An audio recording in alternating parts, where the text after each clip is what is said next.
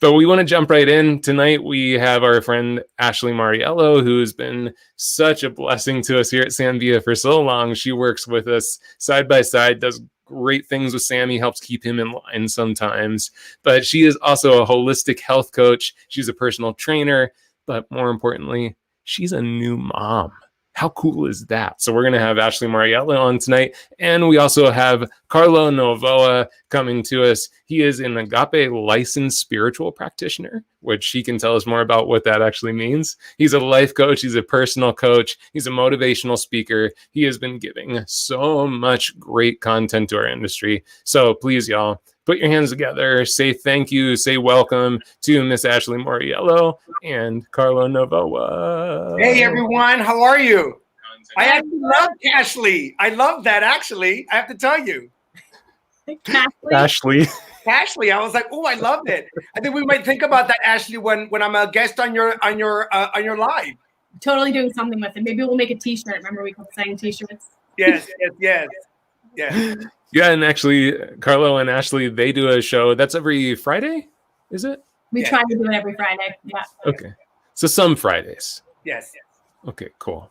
So yeah, definitely give them a follow because both of them are offering so much great content during this time. But, tonight, our focus was we want to talk about, we're getting to the end of 2020. It's time to kind of look back at our year, which let's just admit has been a challenging one, to say the very least.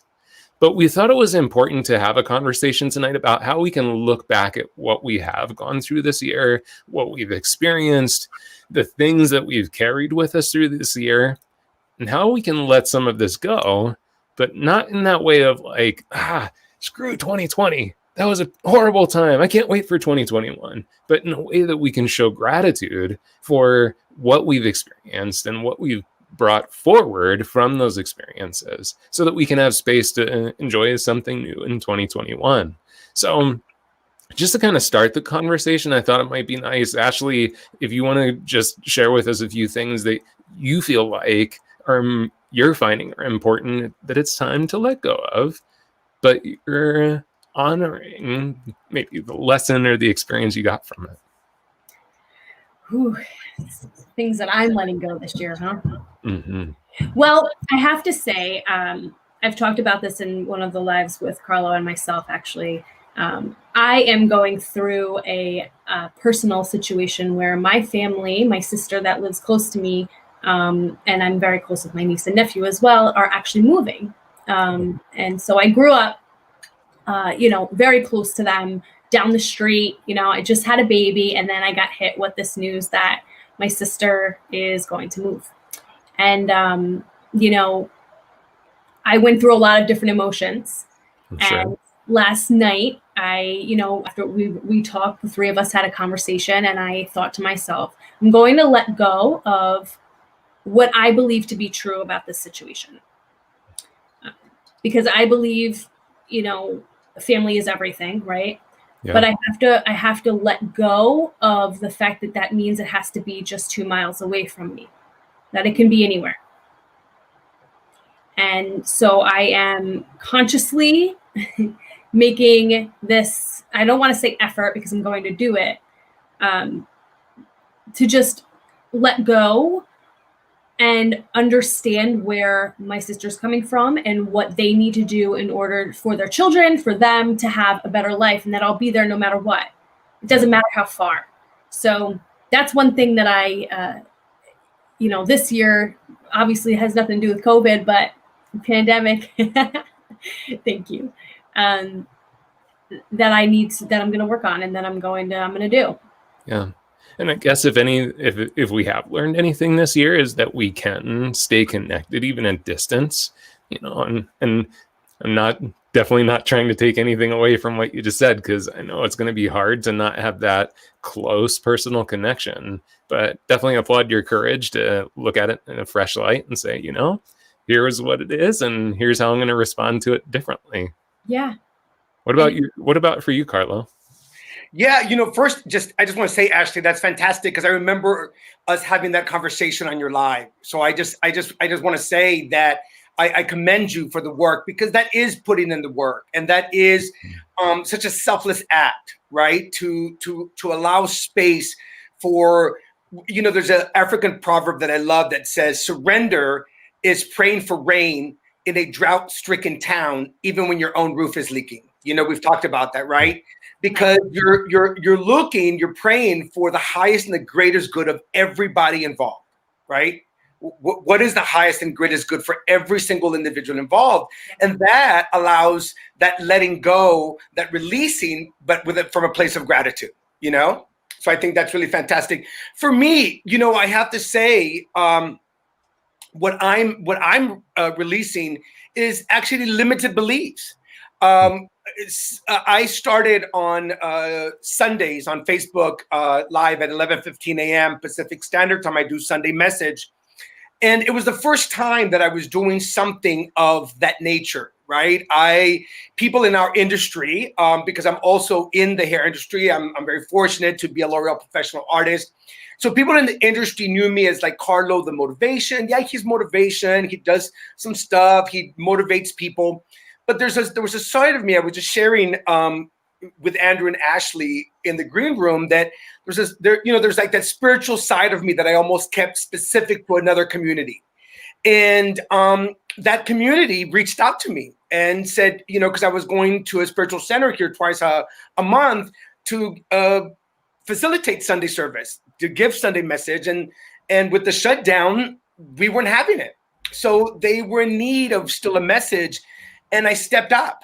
And I said, yes, I'll do it. But the fear and the chatter that came up, right? And the thoughts of, oh, people are going to judge me, and they're going to say, who does he think he is? And now he's a minister, or now he's this, and now he's that. And what I finally realized is that I already know that guy that either goes right or left or goes back, but doesn't move forward past the fear, past the doubt, past the worry. So I wanted to meet the guy on the other side of that. I wanted to meet the guy who says yes, even with the fear, even with the doubt, even with the chatter, even with my mouth dry, even with my knees knocking. And, here we are, 9 months later, and, the community has grown. As I was watching people come on and say, hi from Vegas or Florida or from just different states where they were, when I see people saying hi from Canada, aloha from Hawaii, I'm like, wow, look how amazing. And look what came, because I released something that, did it serve me at a certain time? Yes, of course it did. Because one of my professors would say that ego's job is to protect you, even if it means keeping you stuck, right? Yep. So that limited belief system, in a way, was protecting me. Because I wasn't fully ready to face whatever came with it. And now that I am. So it was really great to be able to release those level of limited beliefs and thoughts. Yeah. And I'm kind of on the same page with you, Carlo. I think and I bet there's quite a few people that are watching that can relate to that, which is that's so difficult, because to recognize that these little voices that go through our head and tell us that we're not good enough, or tell us that we shouldn't be this person, or who are we to want to do these things, there's actually a benefit to that. Yes. There's actually something there that we need to learn, or that we need to own, or we need to take in. And that's that's really why we wanted to do this specific show together, was because it's so hard. It's so tough to look back on these challenging things, and these things that maybe we hated about ourselves, or we hated about our experience, and say, okay, well, what was good about that? Because yes. I do a form of coaching called multiple brain integration techniques. And one of our assumptions as MBIT coaches is that everything is doing what it needs to do to benefit us. And so a lot of times in a coaching call, someone will say, and this is happening, and this is happening, and this is happening, and I hate this thing. And the question that comes is, what is it doing for you? How is it serving you in some way? Yes. And that's a tough question to answer. Yes. So definitely. Yeah, lots of comments in here kind of support. Ashley, you probably saw Anna mention that she has a niece and a nephew in Italy, and it's hard to, connect from far away. And Jessie actually had something similar happening with her. Yeah. Thanks, guys. So lots of love and support there. Thanks. So Carlo, we've talked about this at length too. How do we start to recognize what the benefit in these challenging experiences are? Well, I think what's really what I love, Andrew, in the question that you just posed right now that you were talking about in your coaching methods, to say, but how is this, or how was it benefiting you? And I think it's really important for us to take a really honest conversation with ourselves, right? Just to be really honest and to go, yes, right now I am upset about it, or I'm mad about it, or I'm resentful about it, or I don't need it anymore. But if we're going to be honest and we were to look and make peace with it and go, wait, but you know what? There was a time when it was necessary. So now that I do know that, right now that I am aware that there was a time that was necessary, let me find out what that necessity was, so that I can then release it from a place of love and gratitude. Right? Mm-hmm. Let me find what it was. Whoa, if I'm going to be honest, it kept me comfortable. Okay, that served a purpose. Right? So no, you no longer judge yourself about it. You identify it, right? So that thing that now you're ready to let go of is not the enemy, right? But rather a servant, something that came to serve a purpose. So once you realize what it was, so if we're going to just be honest, and sometimes journal, I tell people, start writing. And if it doesn't come up today, leave it where it is, come back tomorrow. But the reality is that your subconscious and your conscious know that you're now in the pursuit to inquire. And so it'll bring up the information. It'll say, oh, that thing made me comfortable. It made me feel safe. It kept me out of danger, whatever it is. Got it. Now that I know that, now I can release it with gratitude, so that I can move on to the next phase with on a more positive note than on a note where I'm still releasing anger and frustration and letting things go with hate. Yeah. And that's a good distinction, because those are kind of our two options, right? Mm-hmm. We can release these things with some kind of gratitude and grace, or we can, and to be honest, just as I'm saying this, I don't know that it's releasing it if we still are holding on to some kind of anger with it. It's probably going to come back at some point and bite us. Yes, for sure. Yes. And actually, this came up as we were having a conversation yesterday, and I think this is super interesting. Just wanted to kind of question, because like with you, with your holistic health coach work, and you might actually be working with someone kind of from a physical sense, that they're working on some physical things. And so how are some of those physical things that people are trying to achieve or trying to work on? How can we look back at something like that and go, oh yeah, there was a purpose or a value to it? Well, for sure. I'll say that when you talk about the body, for instance, mind and body, they're so connected on so many levels. And especially being, I always say that I'm a mindful exerciser. I'm a mindful eater. And so what does that mean? So basically, our bodies, we hold on to stress, right? We hold on to stress, and what it does is it kind of shows up in other areas. So, and for instance, I'm just going to come out and say it, belly fat. Sure. Okay. So that is a true testament to having some type of stress in your life. Yep. I wanted to kind of bring up this, around this time of year, right? There's this big R word that comes across our screens on TV, and it's in every magazine, and those letters, I'll say the word trigger, and it's resolution. Mm-hmm. Right? We have this resolution. And what I will say about about that word is it immediately brings up stress for people, right? Because it's a goal, and it's pretty far fetched as well. So you have, it's this opportunity of change that we're being focused on, right? And a goal, to me, the word goal can I don't love the word goal. Yeah. Let me just say that. I How don't come? and What is it about the word goal? So I'll tell you why. I think that we should call it an intention. Okay, keep going. Okay. A goal is something that has a success or failure to me. It's either successful or it fails. You're giving yourself a very hard line of what you can achieve, and many times we put a lot more stress on what the goal should be in a shorter time frame. So, Yes. for instance, when it's relating to a physical aspect, right?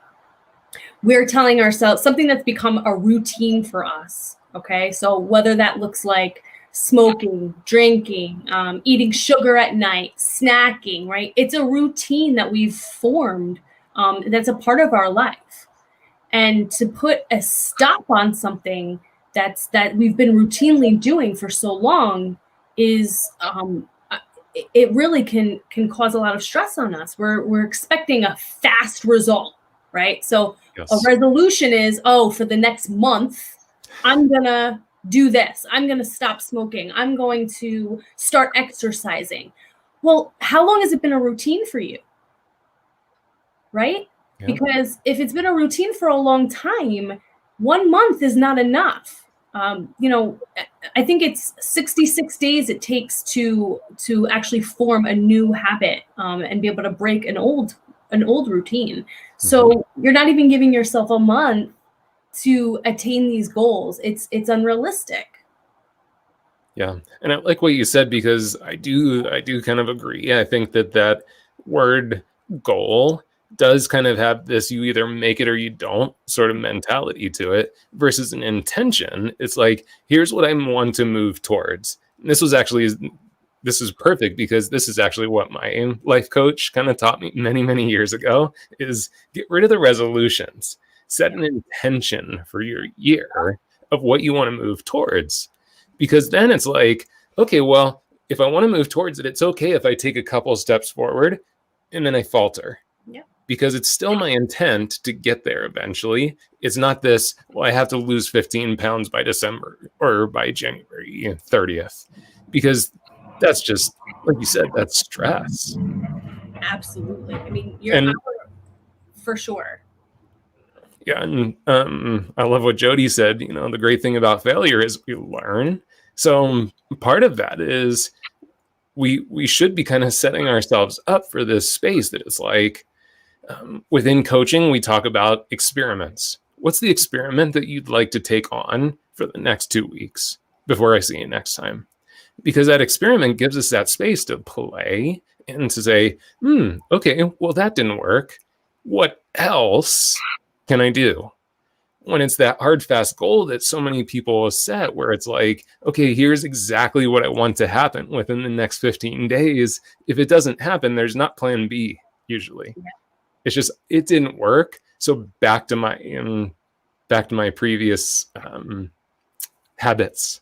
Yes. And we have a lot of stuff come up, right? Like a lot of, like we were saying before, a lot of voices come up, because then you say, why couldn't I do it? Or I can't lose weight. Right? A lot of those words that are, negative and putting yourself down, or not nice words to say to yourself, that then those come up too. Yeah. Yeah. And I think what I love, Ashley, about what you said is that what I find really important as well in this, and I am right there, I think the three of us are in agreement. The word resolution to me is, and again, this is those words we were talking about this in our live last week that we've bought into. See, this is how this starts, right? We've been hearing it since we were kids. New Year's resolution. We heard our parents, neighbors. We saw it in TV shows. I mean, we've heard it since we were little. So it's been part of our consciousness, our awareness. So we automatically think it's okay, or it's an okay word, or an okay approach to life, right? And one of the things that caught my attention that you were saying is, how long have you been doing this thing for that you are now going to give yourself a month to change, right? Like, how long have you been doing it for? So the reality is, as both you and Andrew stated, if you set an intention to actually change the quality of my life versus a specific thing, because if we just focus on the thing, then we're not dealing with what led you to smoking, drinking, overeating. Mm-hmm. Do you see what I'm saying? So just changing the action. That's right, right? I tell my coaching clients, I said, if you don't tell me the truth, I'll be helping you fix a lie. Right? Yeah. So let's call a thing a thing. It's not about you eating. If we just look at that, is what led you to it. What is taking the place of that thing that you so need, that now you are wanting to resolute, you're now wanting to get rid of. And then to what Andrew said earlier, when we approach it from that place, we're approaching it from a place of negativity. I want to get rid of it. I'm done with it. Well, guess what? What you don't realize is that by you focusing on, I'm tired of it, I'm getting rid of it, I don't want it anymore, your attention is being so focused on that, you're just going to get more of that, because that's where your attention is, right? So that's one of the things that I always tell people, where you set your intention, your attention will follow, right? And so if you set your intention and your attention goes out of alignment with your intention, you could say, oh, wow, my intention was to change the quality of my life. Look at me right here. Right? My attention is everywhere. Let me now realign my attention back with my intention. You see?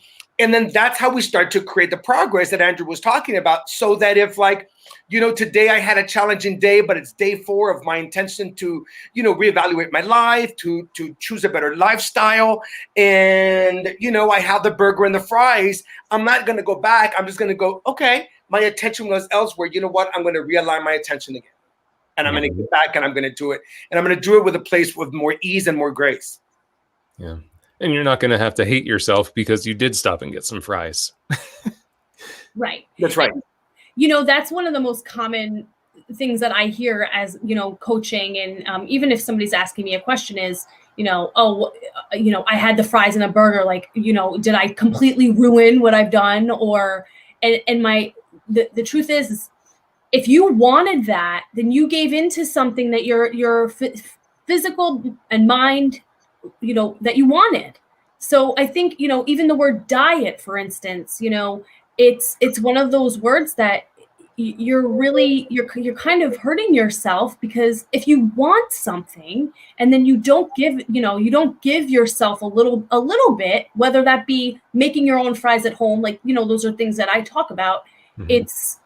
You're then backfiring, and you're not going to go ahead. You're not going to go forward. It's okay to make certain choices that you feel are going to fulfill you and give you a better quality of life. But that's where things change, because then when you sit down and think about not, oh, I shouldn't eat those fries, or, oh, damn it, what, it's more about, okay, how is this going to serve me? Why do I want to eat those fries? What is happening right now that is making me want to eat something that's going to comfort me?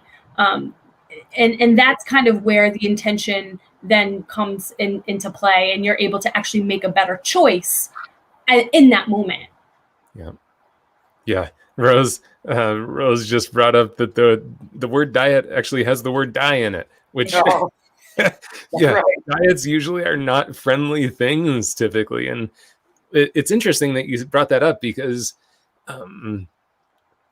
we call eating habits diets, like how I eat is my diet.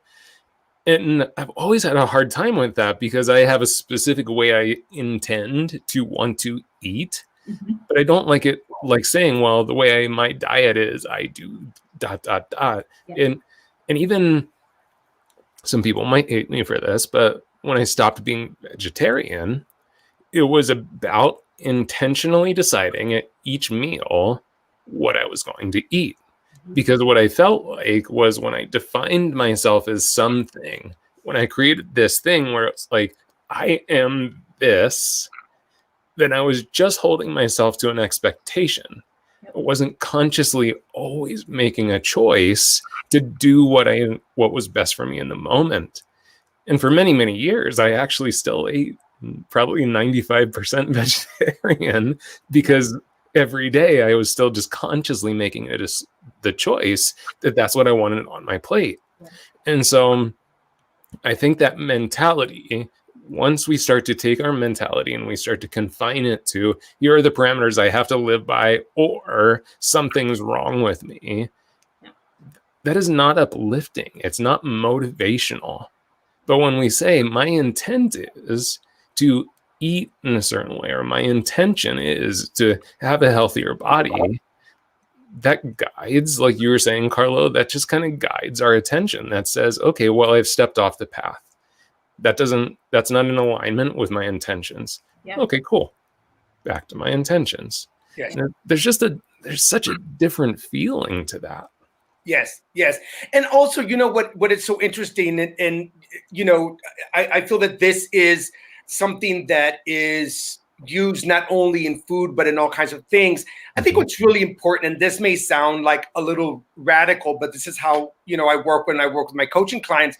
I think what's really important too is that what some people need to understand that they're also addicted to is the way that I beat myself up after doing something I am not happy doing. Yes. Or that doesn't bring me happiness or doesn't bring me pleasure, right? There's a subconscious hidden belief, right? And so let's just stay with the burger and the fries as the example, right? As the analogy. But again, it could be anything, right? It could be anything. It could be a relationship. It could be whatever it is, right? So I have that burger, I have that fries, right? And I enjoyed it at the moment, right? Who doesn't love a good burger and some good fries? But the very next time, the moment I'm done with it, I beat myself up for it.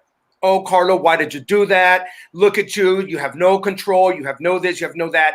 So what I want people to look at is, are you addicted to the burger and the fries, or are you addicted to the punishment that comes afterwards? Mm-hmm. Right? Because then that's why I'm saying, right, let's call a thing a thing. Because then what's happening is that you're going to go to a nutritionist, and the issue isn't nutrition. The issue is I'm addicted to beating myself up because I grew up in an environment where I was never good enough, where I never did the right thing. And now that those adults are out of my life, I've taken their place. I now step in and speak to me in the words that those who used to speak to me in those words that are no longer here. The exception is that no one could beat me up better than I can beat me up. Right. Do you know what I mean? You tie a thing to it. Yeah. And so I think that's really important for people to also understand, is to go, whoa, actually, it wasn't about the thing. It's about the beating up that I do to myself afterward. And people, and when I talk to my coaching clients and I'm like, so what's the payoff in that? And they look surprised, like, wait, what? What do you mean? Like, there's a payoff? Like, I enjoyed it. I was like, but there's a payoff. There's a story you get to continue to tell. What's that story? Right. And I think that's what's important as well. Yeah. And, Dr. Joe Dispenza talks about this all the time, right? That the addiction isn't like the physical part of the addiction. The thing that we're doing out here isn't actually the addiction, is the body's addiction to the experience, to the chemicals, to the emotions. That's actually the addiction. Yes. Because the body wants to continue to experience whatever you've been feeding it for a long time. It doesn't necessarily even judge it as good or bad. It just doesn't want to change. Yes. Right? Yes. So that's huge. That's huge. Yeah. Yeah. I worked with a coaching client for a while who whose father was very physically abusive, was a police officer, and every day that he can remember, there was a physical altercation that would beat him up literally on a daily basis. There was never a day. And what was so interesting was that he would get to the place where he was so anxious about when that beating was going to happen that he would do something to make it happen so that it could just be done and over with. Right? So that behavior that, whether it sounds crazy or not, served him at that moment, right? He literally carried on into his adult life, into his adult relationships, right? And so now when he entered a relationship, right, he would automatically start a fight just to get one going where there was no fight needed. You know, just to your point, it was like, that is so now ingrained in my brain. That is now such a part of me. And you say to yourself, but why would you continue to do something that you dislike so much as a child? Well, now it's now ingrained in your subconscious. And to your point, your body doesn't know you liked it or didn't like it, or your subconscious. What it does know is that it was part of your safety. It was part of how you survived. And so that's, you know, so we started working on that and not calling it, oh, you know, my girlfriend is impatient. It's like, okay, so is that really the issue? And as we continued, we realized where it stemmed from. It had stemmed from being brought up in an environment where it, you know, there was such fear of when the next brutality was going to happen. That I just created it to happen so that we could get it over and done with. And now I'm bringing that up into my adult relationships. Yep. And the mind's natural tendency is it wants to prove itself correct. That's it. So if you're having that expectation, you'll subconsciously create a situation to prove yourself right. That's right. Which is really unfortunate. And that's one of the things, like, I love to coach people with conversation, like especially tough conversations they have to have. And one of the things that we have to really focus on is, before this conversation happens, you need to start setting your intent of what you want the conversation to look like at the end. Because if you walk in, and we all know we do this, right? We all go, well, I know how the conversation is going to go. It goes the same way every single time. Every time I talk to this person, I get the same result. Oh, do you get the same result every time you have a conversation with this person? What is happening during the conversation that you are subconsciously planting the seed to get the exact same result you've always gotten? Right. You're great at proving yourself right. That's right. That's right. So I want to jump, because peace be with you, and had a great comment, and I think this is a great thing to kind of segue into here. Getting motivated to do, that's the problem for a lot of people, to kind of tip that first domino. So I'd kind of like to talk about, like, what are the strategies that you both use for, kind of two-part question, I guess. First, how do we kind of let go of these things that are no longer needing to be carried forward with that sense of gratitude? And then two, how do we set those intentions in a way that we feel motivated to actually follow through and move forward with them? Yeah. I don't know, Ashley, if you want to speak to that. Well, from a physical, you know, a physical food and exercise perspective, the first thing that I always say is, your body is the most amazing machine that God created, and your mind, your body and your mind. Mm-hmm. So first, you need to be grateful for your body. You know, we walk into, especially like coaching, it's, I hate this, I hate that, you know, I don't love, you know, it's always what you don't like about your body and what you want to change. Right. And I try to come from a place of, one, what do you love about your body? What do you want to enhance?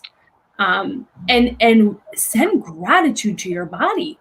You know, every movement we make, every, you know, never mind the squats, never mind anything. It's waking up in the morning, you put your feet on the ground, everything it's a machine. It's the most amazing thing that God created, and we're bashing it. You know, we're saying what we hate about it. So the first thing that I would say is I would invite you to send gratitude to your body. You know, kind of try to release that, what you hate about it, and come from a place of what you love and what it does for you on a daily basis. You don't have to do any exercise at all. How do you wake up in the morning? You breathe while you're sleeping. You're actively doing things without even knowing it, and that's incredible to begin with. So that's always how I come. That's the place I come from, as far as I think, believing that first and setting an intention from a good place and from, with gratitude is Mhm. is the best place to start. And I would think too, Ashley, something that kind of came to me as you were talking. I would think too that when you say something like that to people, a lot of times when you ask, okay, well, what are you grateful for about your body? Because this is kind of the way we've been programmed to those kind of questions, people probably think of it almost from like a surface standpoint. Well, I look at myself in the mirror and I don't have anything to be grateful for. Absolutely. Well, that's just out here. Like, that's just what is happening on the surface. So when you say, what can you be grateful for with your body? It's not just an appearance type of thing. Because I feel like that's where probably people go to, right? Yeah, of course. Yeah. It's always, yes. And most of the time it takes a very long time. It takes 2 seconds to say what you hate. It takes a very long time to say what you love. And so that, that brings something up for people that I think is majorly powerful, because it's, oh my God, I can't even think of anything that I love. But yes, it's always an appearance situation. And that's when I come from a place of, okay, I know that physically, yes. And that's where a holistic approach then comes, because it's not just about the outside, it's inside out. Mm-hmm. Yeah, For sure. And Carlo, before we go into kind of like how do we then sort of start to set the intent, I give you just a chance to add to that thought of like how do we continue to release those things with gratitude? Like what's the action that we can take to be able to release some of those things with gratitude? Yeah. So first, I just want to say, Ashley, I just want to say I love the message of sending gratitude to your body. I love that so much. That if everyone just took that first step, just that first step, just what you said when you said how magical that, like, I breathe while I'm sleeping. Like, I don't have to worry about that, right? I don't have to wake up and go, oh, okay, good, I was breathing. Ooh, thank God, right? Like, to go, wow, thank you, body, because you keep me alive while I'm asleep, right? Thank you. So let me look beyond, like you're saying, the outside. Whoa, my heart is beating without the assistance of any machinery. Whoa, thank you for that, right? Oh, and if there's a machine helping my heartbeat, thank God there's a machine that's helping my heartbeat, right? And, I always tell people that you can't be in gratitude and in lack at the same time, right? You can't be in gratitude and in fear. You can't be in gratitude and in doubt, right? Gratitude is the great neutralizer of any of the other negative thoughts: fear, doubt, worry, lack, limitation, right? The moment you get into gratitude, gratitude will neutralize that. So I just wanted to just acknowledge and just say that I just find that if we just approach that to just saying, wow, send gratitude to your body. So for me, Andrew, how do I continue to release things with love and with gratitude is I always tell people, climb your hardest mountain first. Right? What do you mean by that? What I mean by that, so I'm going to give you an example for this, right? So for me, my most challenging mountain to climb was my relationship with my mother. That was my most challenging mountain to climb. Okay. Right? But I was committed to climbing that mountain because the only other option from where I was feeling was to no longer have a relationship with my mother. That was literally option A, climb that mountain, as challenging as it's going to be, or option B, don't have a relationship with your mom, right? And literally, I actually had that conversation with my mom. I literally said those words to her. I literally said to my mom, the only other option is for us to not have a relationship, right? And so then my mom said, oh my God, you know, of course, very Latino Catholic mom, Jesus, Joseph, and Mary. Of course not. What are you talking about? You know? And I said, Mom, then we're going to have those challenging conversations, right? And we're going to have to show up and be authentic, because if out of all the people on this entire planet, right, I cannot be 100% authentic with my own parent, then who else could I be with, right? Mm-hmm. So as I continued to climb that mountain, and now my mom and I have the most amazing relationship, right? I mean, I'm her coach, for heaven's sakes, which, wow, you know, would never happen. And that also happened. Like I was at her kitchen table in her kitchen, we're having a conversation, and it went from my mom and I just having a conversation to now someone seeing me for counseling. The way she's started talking shifted and in her approach. And so what do I mean by that? What I mean by that is that now, if I can hold my own mother accountable for how she shows up in my life, no other human being gets a green pass. You see? Yeah. So now my mom helps me hold the bar for any other relationship that I have, right? So that's what I mean is by climbing your hardest mountain first, because that hardest mountain will now help you create a bar for all of the other situations. Yeah. Because now you'll see that you've done this and you go, well, then you know what? This also has to meet up to this. This also has to meet up to that. Because look, there were times where I felt like I literally was going up a mountain and my mom was coming down with a boulder, pushing it down, you know? And so I could have jumped off the mountain, and I said, I get it. I get your resistance and stuff like that. And so for me, it's really important to be able to, but again, I think even that, you know, when I look at it now, it both served us. I know that it served me. You know, I also don't think that I was ready to have a relationship with my mom the way that I have it now. And so even that distancing served us. And so now to be able to talk about letting it go with gratitude, because now, you know, I was visiting my mom the other day, socially distanced, and we were talking about something and we started laughing hysterically. And at one moment I just stopped and I looked at her and I just started to cry out of joy, to go, wow, look at us. We're now literally having this moment. We're laughing. She told me something that she thought was kind of risque for her to say. It was just really amazing, you know? Yeah. That's so beautiful. That is beautiful. Yeah, and I would assume too that if since you tackled that highest mountain, probably relationship specific conversations like that, most of them probably seem pretty easy at this point, because it's like, wow, if I can get to this one, if I can make this work, all the stuff below it, that's easy. Yes. I got this. Absolutely, Andrew. Absolutely. Because some of the things that I always say, and I would literally say this to my mom, I'd say, I'm not using bad words, I'm not raising my voice, and I'm not calling you outside of your name while we're having this conversation. In my speaking my truth, if that comes up for you, if you are ready, that's your work to do. Do you see what I'm saying? Mm-hmm. And so now any conversation that I enter with anyone, I will literally say to the other person, okay, Andrew, so we're going to have a conversation, but here are 3 things that I go by. 1, there will be no usage of bad words. 2, there will be no yelling. And 3, there will be no calling outside of each other's names. Right? So you mean that by like not name calling? That's exactly right. Right? That's asshole. Yeah, exactly. Yeah, not calling you outside of your name, right? Yeah. And so you're being a real Carlo right now. That's right, right? And so that's right. And so I always say, so know that if any of those 3 things take place, this conversation is complete. Makes sense. You know, and you said boundaries. And now people get to know who you are, and they get to see how you show up with them, and they get to see how you show up. And now they, right?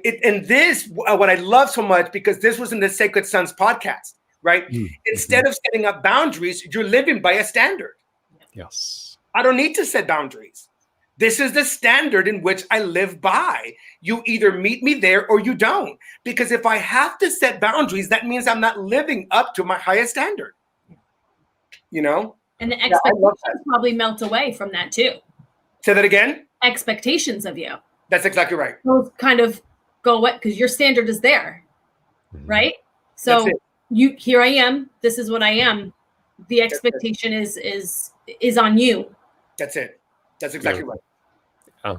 And I know for me, one of the things that's super important too is having an actual ritual of some sort to look at those things. So for me, and again, talking about not holding ourselves to like specific hard goals, but intentions, my intention is to write most nights before I go to bed. And part of that writing is for me to look back at my day, look back at my week sometimes and say, okay, well, what happened this week? So let's just take a record of what happened this week. What part of what happened this week served me? What didn't serve me well? What am I grateful for? What do I want to carry into next week? What am I allowing myself to let go of that doesn't need to come with me into next week? And so I think having some kind of ritual or pattern or process that we can go through to release those things is so essential, because I think everything that we're talking about is really beautiful. And like, if you look through the comments, there's just tons of yes and like, totally understanding and totally with us. But if we don't have something to actually continually put it into action, it's really hard to stay in this kind of mindset, because out there in the real world, just walking around, it's really easy to get infected with the rest of the world's mindset. I mean, as soon as you pick this thing up, it wants to tell you everything except for gratitude, love, and peace, unless you go to one of your social media feeds, of course. But it's hard to get off. It's easy to get off track with it. So some kind of process, ritual, pattern that we can continue to work with, I think is so essential. Absolutely. And, and I just want to make sure that we don't take the weight off of the process or the ritual of intention setting and the power that can be. A lot of people, to your point, are saying, how do we do this? Start by setting an intention. Start by today, my intention is that at least till about 1 o'clock, I'm going to not say one negative thing to myself. Like, I'm going to set the intention that at least till 1 o'clock, I'm going to speak to myself in a way that uplifts me, that empowers me, right? So to your point, then I go out to the grocery store and, or I go out or I'm doing something and life takes over. And now my attention is drifted. Well, rather than beat myself up and to go, oh God, Carlo, there I go again. I set an intention and look, it's 10:30 and I'm already saying how dumb I am, how I should have left the house earlier, to go, okay, got it. Take a breath. And all you do is just observe where your attention was and just realign your attention back to your intention. Like literally, and then to go, whoa, and then celebrate those wins to go, whoa, I did it. Today I did it till 1 o'clock and I didn't say one negative thing about me. Right. I spoke to myself in a way that was uplifting. I spoke to myself in a way that was loving. Okay, so tomorrow I'm going to set the intention till 2 o'clock, or I'm going to set it till 3 p.m. You know what I mean? Mm-hmm. Yeah. And, this also reminds me, Ashley, of something that you said, like how amazing our bodies are and how amazing our minds are. And this was one of the things that the Buddha taught that I think is just like something we all should just kind of take in, which is that when these things happen, when we go off track, or when we forget, or we get upset, or we get angry, we shouldn't get upset with our body for allowing us to do that. We should go, oh my gosh, how amazing is my body that just 5 minutes ago I was perfectly happy. And now 5 minutes later, I can be kind of in a bad mood. Yes. That is beautiful that this thing is that complex that it can do that. And that's such a different perspective. Like when we look at the power that we have and look at the complexity of ourselves with that kind of sense of like, wow, we're so amazing. Like you said, Ashley, I think that's so potent. Yeah. And one of the things that it's incredible and it's so powerful. And one of the things that I usually, for like setting an intention, to Carlo's point, from like a physical aspect or just trying to get healthier, if you will, is throughout your day, when you just pick up a water bottle or pick up your fork, anything that's relatable to what your body doing something, when you can at that moment go, wow, thank you for feeding me. Thank you for, allowing thirst, and doing it without, I mean, yes, consciously, of course, we're conscious of our movements, but we're not. We're still living our day to day, yet we're able to feed ourselves and give up and replenish ourselves. And so in those moments, just take a few times to stop and say, "Wow, thank you, body, for giving me that, ability to do, to bring health to me, to thirst, food." Yes. Because that is gratitude right there. And as you start to do that, it will come more and more and more. And law of attraction, which is something I did want to talk about as well, when it comes to physical, physical exercise and eating right, eating healthier. Yeah. And I think that's kind of the direction that we should probably start to go to. We're getting close to the top of the hour. And I think we should kind of go towards, okay, we're here. We're about to head into 2021. So how do we set ourselves up to head in the right direction here? Well, I first wanted to, say stress. We're going through a time. I mean, let's just be honest. It is a stressful time right now. There are businesses closing. There are, a lot of things going on that bring about stress. And when, our body tends to handle stress in a fight or flight mode, right? So from a health perspective, right, we're then triggering these hormones such as cortisol, that then take our bodies and we hold on to fat. That's exactly what happens. And what's interesting is we actually challenge our animalistic tendencies, because from, my God, ancient, times, when our ancestors were trying to fight wild animals, and they needed that energy, right? They needed that energy in order to stay warm, to fight off animals, right? So that energy was used properly. It was used in a way that we needed to survive, right? Come now, years later, we're using that energy in different ways, and not ways of survival, but ways of, ill intentions, or, and when I say that, I mean, making choices that maybe we're not proud of. So it's interesting when you really think about our ancestry and how it comes into play now. We're not able to live the way that we were before. And so we start to gain weight, and we make bad food choices, if you will, and that sort of thing. So I always say to start with, of course, a place of gratitude. Thank your body. Make sure that you're thanking your body. My second thing is, I always say press play.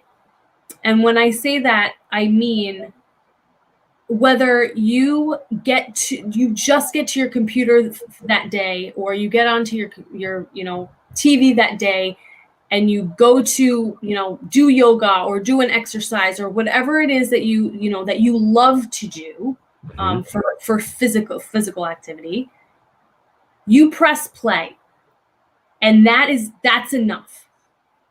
That's enough. If that's as far as you get, that's okay. The next time you'll get to 30 seconds. So don't give yourself such a hard time if you just got on the mat and you couldn't get through it.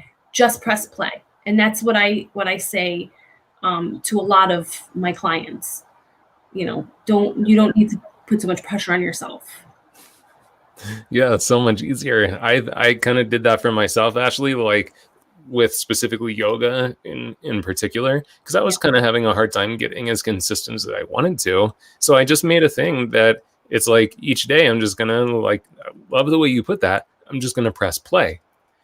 Which my press play was, I'm going to at least put my yoga mat on the floor. I'm at least going to do the about 7-minute warm up that it takes to get into yoga, my yoga practice. And if that's all I do, I'll roll up my mat and say, okay, cool. And that created so much more consistency. And now, like, pretty much I'm most of the time doing 60, 90 minutes of yoga almost every single day. And it doesn't feel like a chore. Right. I think it was because of what you just shared, which is, okay, just touch, just press play, just do something. Yeah. It's beautiful. It feels like it's a gift. It's not, it becomes a gift for you, not just, like you said, a chore or something you have to do. Yeah. Love I love that. Yeah. What about for you, Carlo? Like, how do we move forward? How do we create that intention to now step into the next year and hopefully have a little more of what we want to attract? Yeah. Well, again, for me, and I know that we are of the same belief system, right? This whole time thing we invented. There's no new year. There's no, but for the sake of the planet that we're living in, the society that we're in, what I want to make sure that we all understand, and that we all, at least for me, that you leave listening from me, is that we have the opportunity to start again every single day. Whether it's January, February, March, April, May, June, you have the ability to start. We each have the opportunity to die to our old selves and be born anew every single moment. And not just every day, but every moment. I don't care if this morning you did X. If by 2:00 you're like, you know what? That no longer serves me. From this moment forward, I'm going to do Y. Beautiful. Then applaud yourself, right? So I want to make sure I say that. Now, given that, one of the things that I work with my clients is that I have them do like a recap of their year, right? And I have them look at January, February, March, April, and I want them to look at two things. One, what was the most challenging thing in January? So just one. You can't be like, oh, and then this and that, right? No, just what was the most challenging thing and what was the most joyous thing of January, February, March, April, Then I want you to look at the common denominator of the things that were the most challenging, and I want you to look at the common denominator of the things that were the most joyous, right? So what the common denominator of the most joyous, obviously that is something that's going to propel you and is going to serve you to bring with you, right? Mm-hmm. What was the common denominator and what is the most challenging is where your work lies, right? So if you look at each month and you go, well, what was the common denominator of those things that were challenging? Well, it was fear. Well, it was doubt.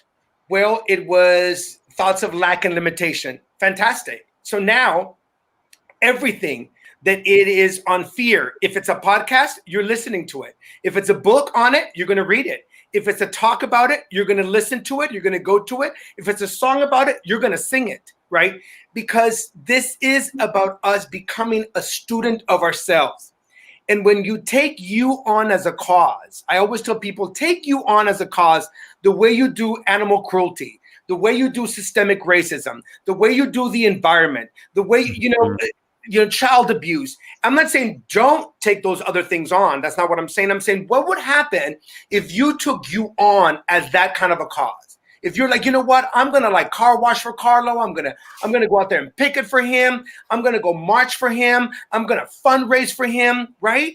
Yeah. So what would happen if we started doing the what I call, what is the extra work that you're doing? Like when you were in school, right? What is the extra work that you're doing? Are you going to night classes? Are you going to summer school?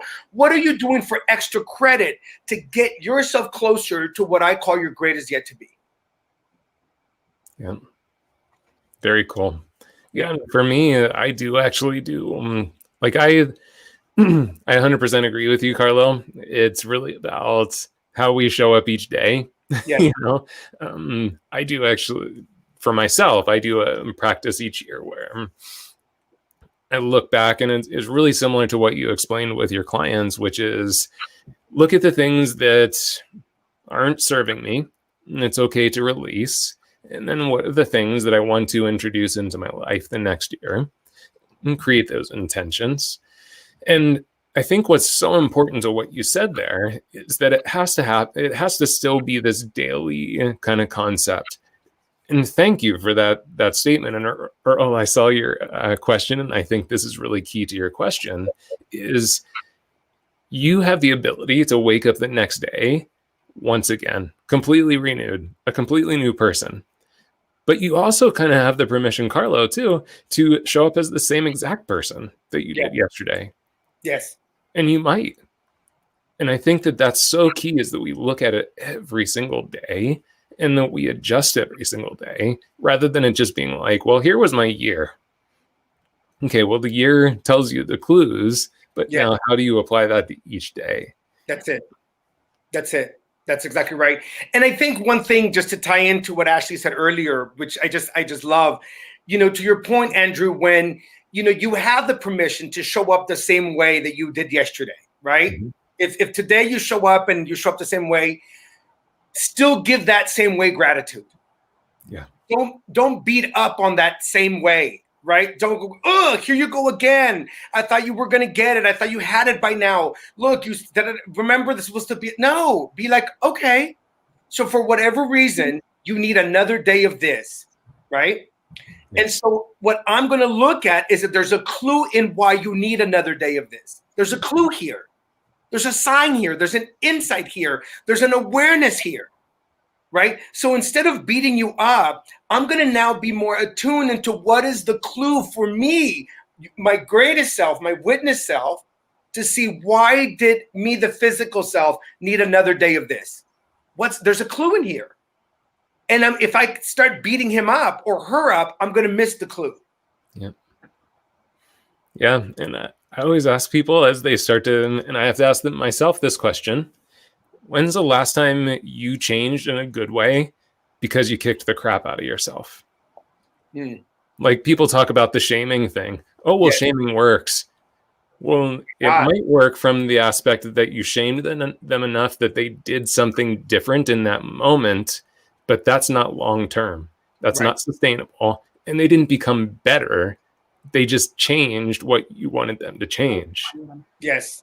If we want to get better, if we actually want to change, if we actually want to grow, we have to treat ourselves with respect, because and it's so easy to do this.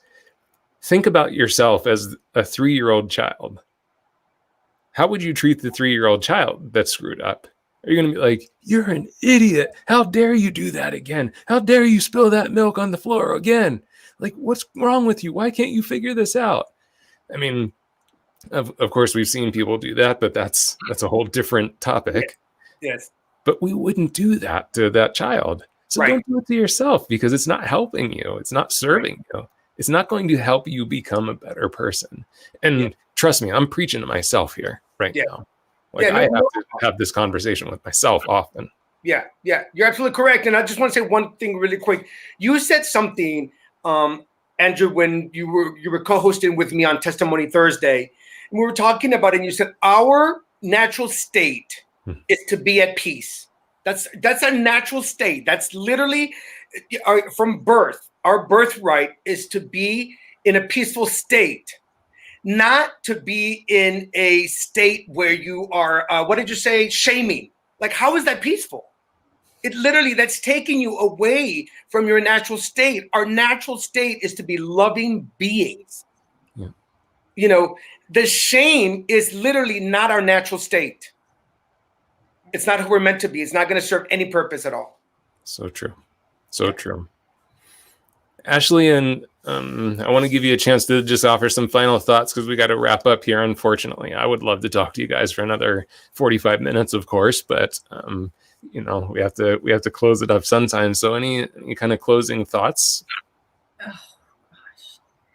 I know that's always such a hard thing to answer. I don't even know why I asked that, but no, it's okay.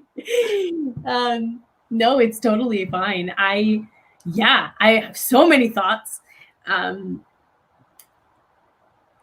Being kind to yourself is not easy.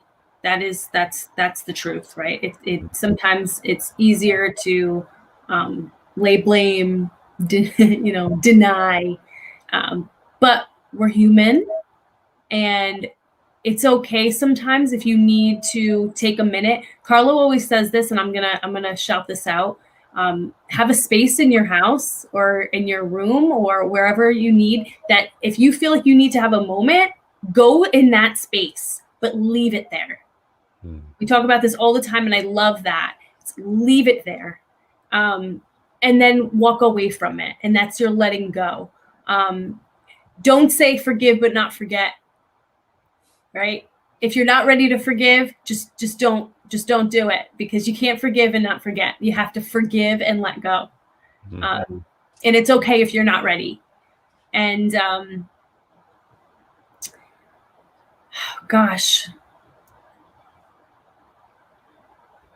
Put you on the spot. Yeah, but it's okay. And don't worry about a resolution. Thank you. Yes. Wake up tomorrow and make and set an intention. For sure. It doesn't have to be big. Yes. But just set an intention that's going to serve you. That's right. For sure. Yeah. Carlo, any final words for our audience? Yeah, final words. I just actually am looking at this comment that is just hitting at my heart. And it's Jody McIntyre. Who says, I'm kinder to myself than people are to me. What I'm going to put up for your consideration, Jody, is that you start to live by a standard that people are going to meet you up at. Like, just start living there. Like, you being less kinder to me than I am to me is no longer acceptable. Like, zero acceptable. Like, and that starts today. Talk about an intention, right? So, and this leads to one of my final words, whether it's a relationship, whether it's a job, whether it's a friendship, whether it's a belief system, look at it and say, whoa, our contract is up. I learned what I needed to learn from you. You learned what you needed to learn from me. And now we're complete. And that's all that it is. There's no harm. There's no challenge. I wasn't good when I picked you as a belief system or as a relationship. It's just now, in the now of this moment, our contract is up, right? I've learned what I needed to learn, and now it's time for me to move on. Signed, sealed, delivered. That's it. That's right. That's right. That's it. And what I'll say as final words is, don't feel like you have to do this stuff yourself. So on this screen, you've got 3 coaches.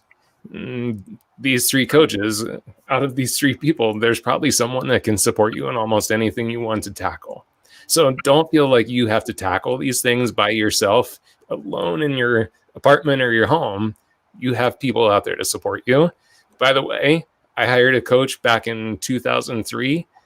I haven't stopped working with her on a monthly basis ever since, because I don't care how much work I do on myself. I always need that outside help. I always need that outside support. And I think we get caught up in this mindset that, well, I have to do it myself because that's the courageous thing to do, or that's the noble thing to do. Wipe that out. There's a reason that community is essential. That's right. Because we support each other. Yes. So definitely check out, over here, Carlo at Lit From Within. He's got so much great content on that shows up every single day. Honestly, dude, your stories are the first place I go when I open Instagram, because talk about setting an intention. I go to Carlo's first, because what happens is I open up your stories and it's just story after story after story of beautiful, uplifting content. And what's cool is Instagram knows that now. Guess whose story is the first thing on my feed every single day? It's you. Thank you. Ashley, same thing. I mean, Ashley is just such a wealth of just like positive and radiant light. Even just like, I love seeing your little girl on your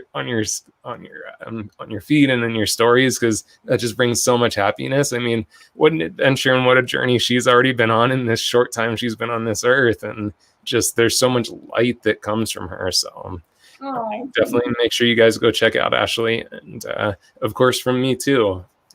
I'm here to be a resource. We at Sam B are here to be a resource, and that's why we're going to continue to do this Wellness Wednesday program. It's not a hairdresser program necessarily specifically, but we feel it's important to support our community in this way too. So this will be a thing that you'll continue to see next year in 2021. So thank you both from all of us here at Zambia for being the final guests for 2020. Thank you. How exciting, how cool. And thank you all for watching and being part of the conversation and part of the Zambia community. We'll see you very soon, coming up again, 2021. Bye, y'all.